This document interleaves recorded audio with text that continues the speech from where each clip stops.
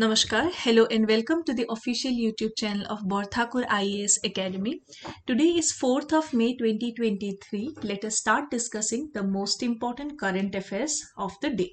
My name is Antara Buya. Let us begin the session with the importance of the day, that is 4th of May 2023. तो आज के दिन को international fire fighters day कहा जाता है। और जैसे कि आप लोग इस इमेज में देख पा रहे हैं किस तरीके से फायर फाइटर्स अलग अलग देशों में अलग अलग इस तरीके से सिक्योरिटी इक्विपमेंट सेफ्टी इक्विपमेंट्स को पहन के किस तरीके से बाकी लोगों के लाइफ को सेव करते हैं, है ना।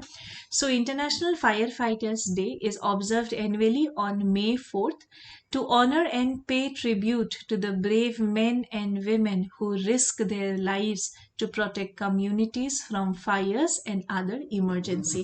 तो किस तरीके से अपने जान को जोखिम में डालने के बाद भी बाकी लोगों के जिंदगियों को बचाने का जो ये काम करते हैं, इसीलिए इस डे को यहाँ पे मार्क किया जाता है इंटरनेशनल फायर फाइटर्स डे के रूप में। आज के द हिंदू न्यूज़पेपर का ये आपका फ्रंट पेज का स्नैपशॉट है 4th of May थर्सडे, ताकि आप लोग को दिखे कि इसमें क्या क्या चीजें बेसिकली है। As you can see SCO foreign ministers to meet in Goa today. Goa के अंदर SCO का मीट हो रहा है और इसके अलावा जो आपका डाल लेक जो है उसके बारे में भी न्यूज़ में था कि वहाँ पे आपका थोड़ा सिक्योरिटी स्कैनिंग वगैरह हो रहा है, क्योंकि वहाँ पे G20 का मीटिंग आपका होने वाला है। नेक्स्ट यहाँ पे देखिए helpline to the rescue of Kashmiris, this is also in the news. Then India's rank falls to 161 in press freedom index. Very important, इस फिगर को आपको याद रखना ही पड़ेगा, ये आपको मेंस में बहुत जगह लिखने में काम आएगा कि प्रेस फ्रीडम इंडेक्स में हम लोग का रैंक कितना है। हम लोग का रैंक है 161 और यहाँ पे हमारा रैंक फॉल हुआ है।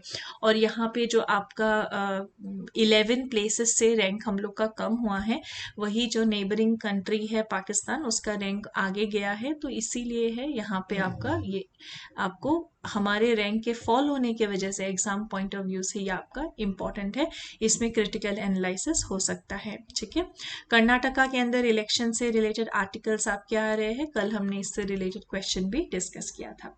चलिए स्टार्ट करते हैं आज के डिस्कशन को। उससे पहले एक और चीज यहाँ पे, no union but centre ready to ease living for gay couples. तो यहाँ पे ऑलरेडी आपका न्यूज़ में चल रहा था, हमने आपको स्पेशल मैरिज एक्ट के बारे में भी बताया था।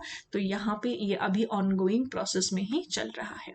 तो ये आपका फ्रंट पेज का एक इमेज, एक स्नैपशॉट, ताकि पता लगे कि क्या आपका न्यूज़ में चल रहा है। Now let us come to the editorial, जो कि आपका आज के 4th May के द हिंदू न्यूज़पेपर से है, and that is your valour and prestige the world of special operations.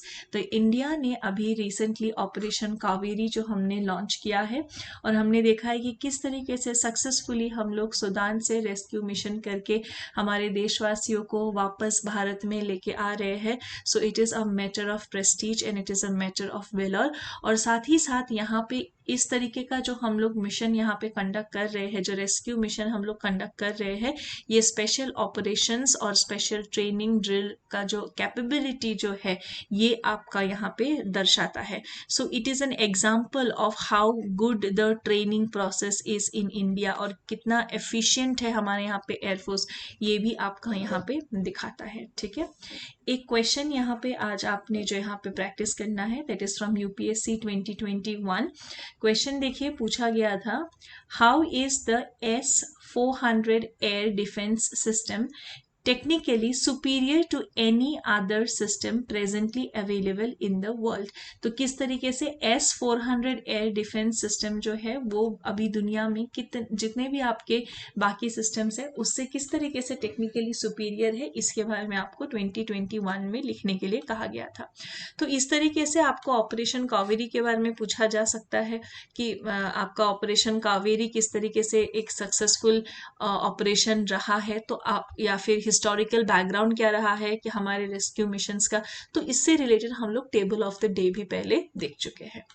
अब थोड़ा सा यहाँ पे देखते हैं कि क्या था 1999 में दिसंबर 24 में कांधार इंसिडेंट हुआ था, when Indian Airlines flight IC814 was hijacked while a flight from Kathmandu to New Delhi. It ended on December 31, 1999। तो इससे पहले आपका कांधार इंसिडेंट जब हुआ था वो आपका उस हाईजैक हुआ था जब काठमांडू से न्यू दिल्ली तक एक फ्लाइट आ रही थी, और उसमें एक चीज़ ये भी था कि बीच में आपका पाकिस्तान का जो एयर का जो आपका रूट है वो भी आपका पड़ रहा था, सो दैट्स वाई ऑल्सो यहाँ पे जो है प्रॉब्लम देखने को मिला।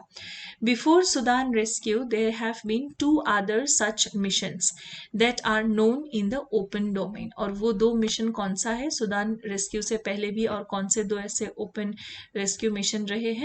So one is from Herat in Afghanistan in April 2020। The aircraft flew from India and had its engines running even after landing while the diplomatic staff empanelled. तो landing के बाद भी इंजन चालू रखे, किस तरीके से एक मिशन वहां पे कंडक्ट किया गया था, ये आपका एक मिशन था। दूसरा आपका 2021 में equally high risk one from Kabul. One had evacuation videos by the United States and the fiasco that unfolded going viral. The airspace was uncontrolled and the ground situation chaotic, for want of a better word। तो यहाँ पे एक बहुत ही chaotic situation से जो pilots है उन्होंने night vision goggles को यूज करके लैंडिंग किया था और उस तरीके से जो है रेस्क्यू वहां पे किया था।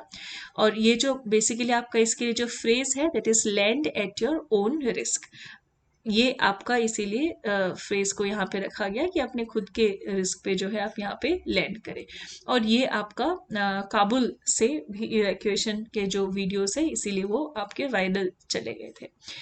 Then in case of Sudan rescue mission also, इसमें भी प्रॉब्लम्स थे, जैसे कि intelligence was poor, runway was rough with no landing aid। तो ये सभी चीजें इसमें भी आपका प्रॉब्लम था। All they had was top class on board aircraft instrumentation। तो कैसे किया अगर प्रॉब्लम्स थे तो how operation Kaveri became successful, इसके पीछे और क्या चीजें था? इसके पीछे था सिंथेटिक रनवे जनरेशन जो कि हो पाया on the head up display. Next electro optical night vision capability, this is important, ये न्यूज में भी काफी चल रहा है।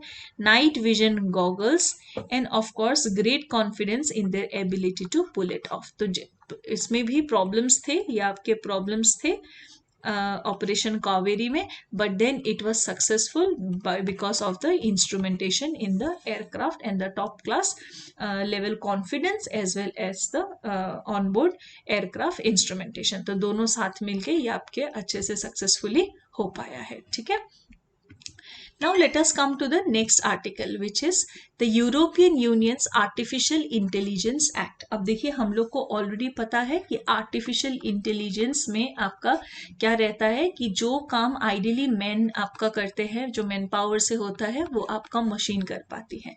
किस लेवल तक, कितना, इतना आगे चला गया कि चैट जीपीटी का एडवांस वर्जन्स आते रहे, तो फिर इलॉन मस्क वगैरह, ट्विटर वगैरह, जो भी आपके टॉप के क्रीम लेवल के जो भी आपके यहाँ पे अथॉरिटीज नहीं कहेंगे, या फिर कहेंगे कि यूजर्स ऑफ एआई है बेसिकली, या फिर कंपनीज ऑफ एआई है बेसिकली, उन सब ने क्या कहा कि रुको जरा, हम लोग यहाँ पे 6 मंथ्स का एक पॉज लेते हैं और देखते हैं, सोचते हैं कि हो क्या रहा है और कितना एडवांस हम लोग जाएंगे और इसका क्या कॉन्सिक्वेंसेस होगा। ठीक है, तो बेसिकली इसलिए ये न्यूज में है इन शॉर्ट। अब इसको लेके कोई तो कुछ तो एक्ट लाए, तो European Union has tried up to bring the artificial intelligence act. Okay, हमें इसमें क्या क्वेश्चन से मतलब है, इस आर्टिकल में से हमने कौन सा पार्ट रखा है, हमें क्यों ये मतलब है? देखिए ऑब्वियसली न्यू ड्राफ्ट डॉक्यूमेंट जो है यूरोपियन यूनियन इसको लेके आया है। What we want to know is why are AI tools often called black boxes. ठीक है, question number one, why are AI tools often called black boxes? पता है इसको ब्लैक बॉक्सेस क्यों कहते हैं? डिस्कस करेंगे, लेकिन इन शॉर्ट में मैं आपको ये बताती हूँ। देखिए, ये मैन का काम मशीन तो कर रही है, वो तो मशीन ही हो गया है ना। फिर आर्टिफिशियल इंटेलिजेंस, इंसान का दिमाग का इंटेलिजेंस पूरा मैन पावर का काम तक यहाँ पे करे जा रही है। किस हद तक, देखिए जो बनाने वाला है ना इस मशीन को, वो खुद भी नहीं जानता है कि ये जो आउटपुट दे रहा है वो आउटपुट एक्चुअली किस बेसिस पे दे रहा है ना। इसीलिए इसको क्या कह रहे हैं, इसीलिए कह रहे हैं कि black boxes, because the maker also do not know that this exact output that we are getting, why we are getting। तो किस हद तक इसमें जा सकते हैं, ये एक दिक्कत यहाँ पे आ सकता है। नेक्स्ट देखिए, what are the 4 risk categories of AI. इसे हम देखेंगे कि रिस्क है, रिस्क ये तो बोलते रहे, पर एग्जाम में लिखना पड़ेगा ना कि there are basically 4 risk categories of AI. तो इसको हम देखेंगे। How did the popularity of ChatGPT accelerate and change the process of bringing in regulations for artificial intelligence. AI तो काफी समय से है, एआई, मशीन लर्निंग, रोबोटिक्स काफी समय से है, लेकिन चैट जीपीटी के साथ इतना ज्यादा जो है इस एक जरूरत क्यों महसूस होने लगा कि रेगुलेशंस होना तो चाहिए। ठीक है, so these are the questions being put up, again very important for exam artificial intelligence. तो इसको हम लोग देखते हैं थोड़ा सा। Number 1, capable of performing a wide variety of task। Okay, AI का कैपेबिलिटी क्या है, a wide variety of task. Ideally man से भी कर सकते हैं, बट यहाँ पर मशीन से भी कर सकते हैं। Like for example voice assistance, recommending music, driving cars, Tesla हो गया for example, detecting cancer, early stage पे डिटेक्ट होने से क्योर हो सकता है, and even deciding whether you get short listed for a job और not. The risk and uncertainties associated with them have been ballooned। तो इसीलिए जब इतना कुछ ये कर पा रहा है तो कहीं ना कहीं क्या थॉट प्रोसेस तक भी इफेक्ट कर सकते हैं, क्या इसके रिस्क हो सकते हैं, क्या सर्टेनिटीज है कि जो भी आंसर्स यहाँ पे मिल रहे हैं वो सही हो रहा है या फिर वो गलत हो रहा है। सो that is the problem. Member of the European Parliament reached a parliamentary deal this week on a new draft of the European Union's ambitious artificial intelligence act. तो इसीलिए जो है एक आर्टिफिशियल इंटेलिजेंस एक्ट लेके आना चाह रहे हैं। ठीक है, many artificial intelligence tools are essentially black boxes. मतलब क्या हुआ ब्लैक बॉक्सेस का meaning, even those who design them can not explain what goes on inside them to generate a particular output. This is very important.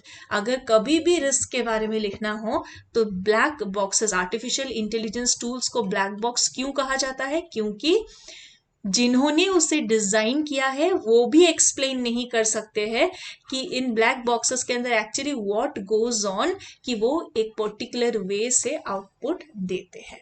ठीक है, so basically यहाँ पे complexity है और प्रॉपर एक्सप्लेनेशंस नहीं है about the artificial intelligence tools. That is why we are calling them black boxes. Okay, have already manifested in wrongful arrests due to artificial intelligence enabled. Already wrongful हो चुका है कि नहीं, हाँ ऑलरेडी रॉन्गफुल तो हो चुका है। किन चीजों में, फेशियल रिकॉग्निशन में, discrimination and societal biases seeping into AI outputs. मतलब देखिए जैसा उसको ट्रेन हो रहा है, जैसा वो मशीन ट्रेन हो रहा है तो मशीन ही ना, जैसा वो आर्टिफिशियल इंटेलिजेंस ट्रेन हो रहा है वैसा आउटपुट वो प्रोबेबली देगा। तो अगर उसमें हेट दिख रहा है, अगर उसमें डिस्क्रिमिनेशन दिख रहा है, अगर उसमें सोशल डिफरेंसेस दिख रहे हैं तो वो उसके आउटपुट में भी रिफ्लेक्ट करेगा। फिर उसी एआई से जितने सारे और प्रोग्राम्ड है वहां पे भी ये सभी चीजें जो है ये चीजें रिफ्लेक्ट होना दिख सकता है। ठीक है, and most recently how chatbots based on large language models, like ये आपका लैंग्वेज मॉडल्स के नाम है GPT-3, जैसे चैट जीपीटी बोलते हैं ना, तो GPT-4, so have generate versatile human competitive. Human competitive किससे कॉम्पीट कर रहा है अभी एआई, ह्यूमन से ही कॉम्पीट कर दे रहा है, human competitive and genuine looking content. But this genuine looking content is being learned from some platform that is available on, right. So हो सकता है कि अगर बेस इनएक्यूरेट हो, बेस बायस्ड हो, तो आउटपुट भी बायस्ड होगा। और दूसरा चीज ये हो सकता है कि अगर एक बेस कंटेंट ऑलरेडी अवेलेबल है जिस पे वो मॉडलिंग हुआ है, तो हो सकता है कि आउटपुट यहाँ पे कॉपीराइटेड मटेरियल हो, वहां से उठाया गया हो material. Okay, so these are the negative aspects.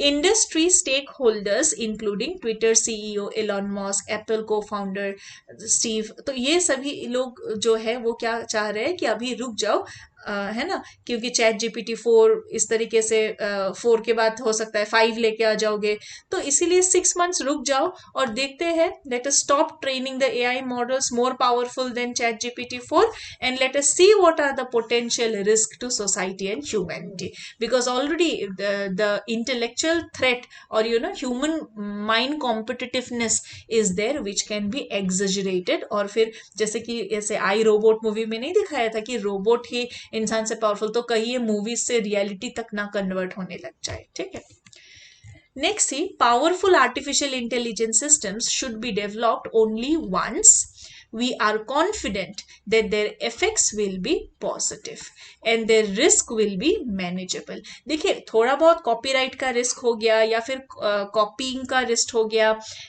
Learning the human behaviour as it is, हो सकता है वो नेगेटिव हो। कितना है नेगेटिविटी, क्या कॉस्ट बेनिफिट पॉजिटिव में आ रहा है, क्या ये रिस्क वर्थ है? देखिए, अगर इससे सोशल इनइक्वालिटी और बढ़ता है, अगर इसके वजह से आपका डिस्क्रिमिनेशन हेट और बढ़ता है, so in that case is it worth it? अगर ये ह्यूमन माइंड को ही कॉम्पीट करके आगे बढ़ना चाह रहा है, तो ये बहुत सारी चीजें हैं। तो लेकिन प्लस पॉइंट भी तो है, अर्ली स्टेज में कैंसर डिटेक्ट करना से लेके आपके बहुत सारे इंटेलेक्चुअल कामों में आगे बढ़ना जल्दी टाइम सेविंग मोड में, तो that potential is definitely there. Okay, the new legislation seek to strive a balance between, यही balance हम cost benefit लाना चाह रहे हैं, the uptake of artificial intelligence while mitigating or preventing harms associated with it because of the use of the technology। तो हम इसी cost benefit को यहाँ पे balance करना चाह रहे हैं। So the draft of the AI Act broadly defines AI as, कैसे डिफाइन करता है? Now कोई भी एक डेफिनेशन आपको याद रखना बहुत जरूरी है एग्जाम पर्पस में, क्योंकि ये AI आपको पूछे तो आपको लिखने के लिए चाहिए ना एक डेफिनेशन दिमाग में। So basically software that is developed with one or more of the techniques that can for a given set of human defined objectives, हम डिफाइन करके बताएंगे क्या तुम्हें करना है, human defined objectives generate outputs such as content, predictions, recommendations or decisions influencing the environments they interact with। तो अगर ये environments positive होंगे तो हो सकता है outputs भी positive हो। ठीक है, अब बात करते हैं 4 रिस्क जो यहाँ पे कैटेगराइज किया था AI के लिए। So they are unacceptable risk, that is एकदम बियॉन्ड द बॉक्स चला गया, high risk, limited risk and minimal risk. Okay, तो क्या क्या है? अनएक्सेप्टेबल बिल्कुल भी, high, limited and minimal. China over the last years have come out with the world's first nationally building regulations targeting specific types of algorithms and AI। तो China already इसके लिए सबसे पहला जो नेशनली, ये तो पूरा यूरोपियन यूनियन का हो गया ना, लॉ है वो, उसको जो है यहाँ पे लेके आया है। China cyber space administration of China CAC which drafted the rules told companies to promote positive energy, okay, not to endanger national security or social public interest and to give an explanation when they harm the legitimate interest of users। okay, तो China ने इसको balance करने के लिए यहाँ पे क्या करा है कि पॉजिटिव एनर्जी प्रमोट करना चाहिए, इस तरीके से जो है कंपनीज को एक निर्देश यहाँ पे दिया है। ठीक है, so now let us come to the next article. कल हमने देखा था प्रेस फ्रीडम के बारे में, आज यहाँ पे आप लोग देख पा रहे हैं कि प्रेस फ्रीडम इंडेक्स में इंडिया का रैंक जो है 161 आया है आउट ऑफ 180। ओके, तो neighbouring country Pakistan climb up किया है 7 रैंक से। देन ग्लोबल मीडिया वॉचडॉग, इसे कौन जो है आपका ग्लोबल मी वॉचडॉग मतलब जो देखता है सभी चीजों को, ये आपको एथिक्स में भी वर्ड बहुत मिलेगा। तो बेसिकली इसको आपका रिलीज करता है रिपोर्टर्स विदाउट बॉर्डर्स। कौन रिलीज करता है? Reporters without borders. Next, see, Norway, Ireland and Denmark occupied the top 3 positions in press freedom.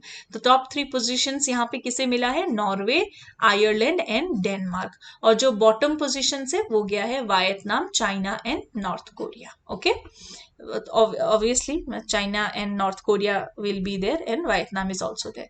और जो आपके developed countries Norway, Ireland, Denmark, ये लोग आपके टॉप पे है. Now look at this question. World Press Freedom Day 2023 has been observed on which day of May? तो कब आपका ऑब्जर्व किया गया था? कल ही ऑब्जर्व किया गया था, 3rd of May को ऑब्जर्व किया गया था. So on 3rd of May we observe the World Press Freedom Day.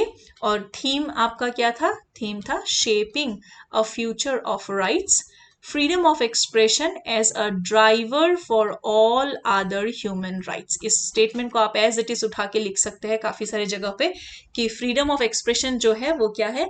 Driver है बाकी सभी ह्यूमन राइट्स के, यही आपके ड्राइवर है. ठीक है, driver of all other human rights. Freedom of expression is the driver of all other human rights. Let us come to the next article. The Tawang Monastery in Arunachal Pradesh has expressed its discontent over China renaming different places in the state. तो China जो अरुणाचल प्रदेश के अंदर ये renaming उसको लेके हमने भी क्या कहा है कि ये बिल्कुल ही इलॉजिकल है और इंटीग्रल पार्ट था, है और रहेगा. और जो आपके एशिया का सबसे ओल्डेस्ट मोनेस्ट्री है, the Monks of the oldest monastery in Asia, that is the Tawang monastery. So they have said कि जो ये काम जो ये लोग कर रहे हैं ना, so this is they're not accepting this and they do not have any right to do this in the Indian territory. Okay, now let us come to this beautiful dolls idols that you can see here. तो ये जो आपके beautiful dolls यहाँ पे बने हुए हैं, तो ये basically क्या है? ये toys आपको यहाँ पे ये wood से बना हुआ है. These are wooden toys. Okay, और यहाँ पे recently जो आपका बैन लगा है ना चाइनीज टॉयज पे, चाइनीज टॉयज चाइना से बहुत ही कम प्राइस में आके यहाँ पे जो आपके ऑनलाइन प्लेटफॉर्म्स हो गए ना, उसके थ्रू आपका वो बिकता है और बहुत ही ज्यादा एक आपका कॉस्ट यहाँ पे जो है बेनिफिट मार्जिन यहाँ पे आपका रहता है. अब इसका इम्पैक्ट जो आपके ट्रेडिशनली जो टॉय मेकिंग काम को कर रहा है उनको इसके वजह से बहुत ज्यादा लॉस जो है वो बियर करना पड़ता है. तो यहाँ पे एक जगह है चन्नापटन करके, और चन्नापटन यहाँ पे चन्नापटनास में क्या होता है? टॉयज ही बनाते हैं और इनको कहा भी जाता है चन्नापटनास टॉय करके. तो Channapatna's toy makers had a difficult time running their business because of the Chinese imports. लेकिन अभी उसको बैन करने के बाद आर्टिसंस क्या कह रहे हैं कि हमारा बिजनेस जो है वो बहुत अच्छा चल रहा है. So where is Channapatna? So Channapatna is basically in Karnataka. और यहाँ पे आपका कर्नाटका में इसको किस चीज से बनाते हैं?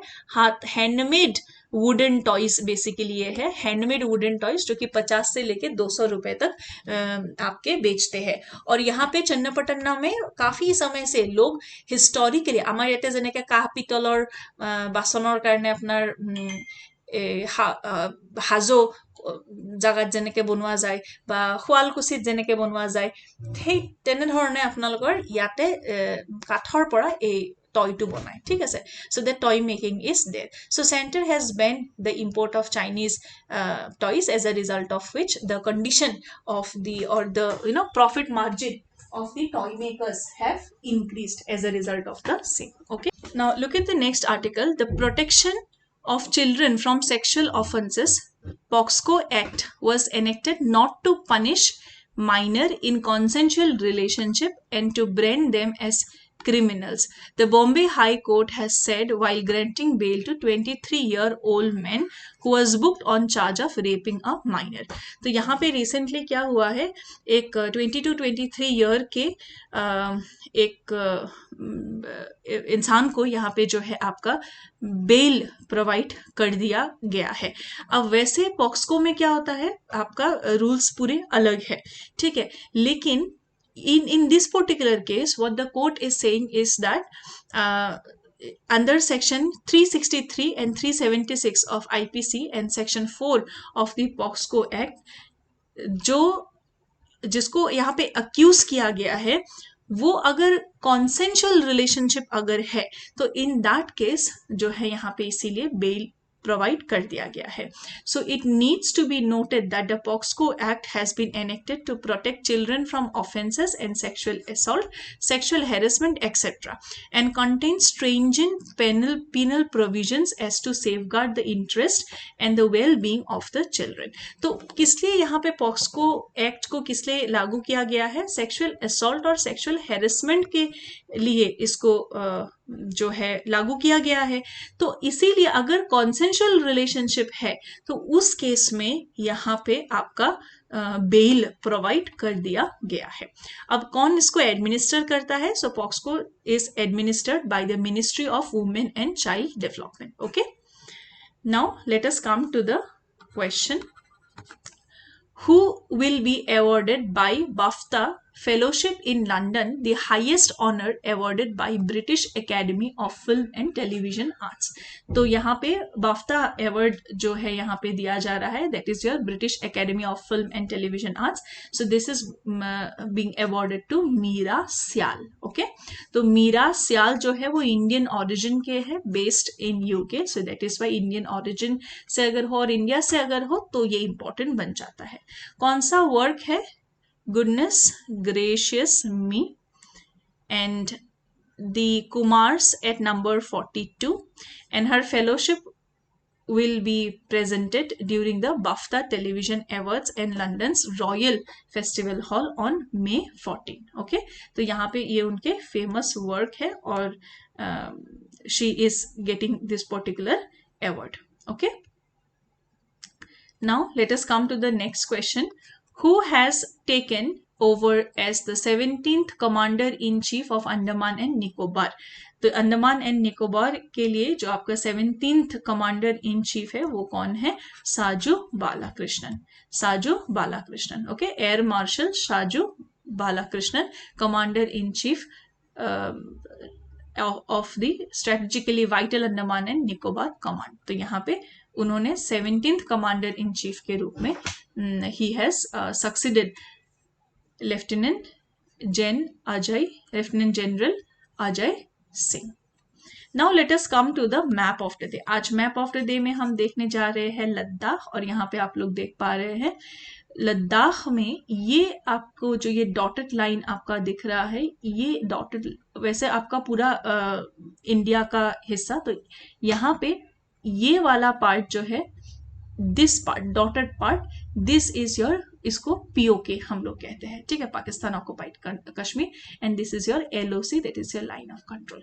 यहाँ पे ये वाला पार्ट जो आपको दिख रहा है, दिस इज योर अक्साई चीन वाला पार्ट. ठीक है, और ये जो आपका जम्मू कश्मीर है ना, यहाँ पे जम्मू और ये कश्मीर वैली हो गया, और यहाँ पे इस साइड में ये देखिए लद्दाख हो गया. And you can see this particular line, this dotted line, ये आपका लाइन यहाँ पे है. Okay, so Ladakh known as the land of passes. क्यों? क्योंकि यहाँ पे ला पासेस और दह का मतलब है लैंड, तो इसीलिए लद्दाख मतलब land of the passes. Largest in area among the regions, for example Jammu Kashmir Ladakh, right. तो यहाँ पे लार्जेस्ट है इन टर्म्स ऑफ एरिया, आपको मैप में भी ये दिख रहा होगा. ठीक है, और यहाँ पे कौन सा क्लाइमेटिक कंडीशन है? यहाँ पे कोल्ड डेजर्ट वाला क्लाइमेटिक कंडीशन है. Let us come to the list of Nobel prize winners from India. तो ध्यान रखिएगा, 1913 को Rabindranath Tagore, CV Raman 1930, Mother Teresa 1979, Amartya Sen 1998 for economic sciences. अब यहाँ पे देखिए इकोनॉमिक साइंसेस के लिए अमर्त्य सेन ही है, so do not confuse Indian origin के और इंडिया के. ठीक है, then Hargobind Khorana for physiology और medicine. Then you have Subramaniam Chandrasekhar for physics, Venkataraman Ramakrishnan for chemistry, Ronald Ross for again medicine, and then for literature R. Kipling in 1907, V.S. Naipaul for literature, this you must remember, very important, and Kalya Satyarthi for peace. Okay, so this is the list of Nobel Prize winner from India. Please try to remember this because they are important for exam. So that's it for our today's class. कल का question के बीच में आपका video किसी कारण से रुक गया था, so that is why I am providing you the question again. So please try and attempt this particular question. और आप जो है यहाँ पे पूरा PDF व्हाट्सएप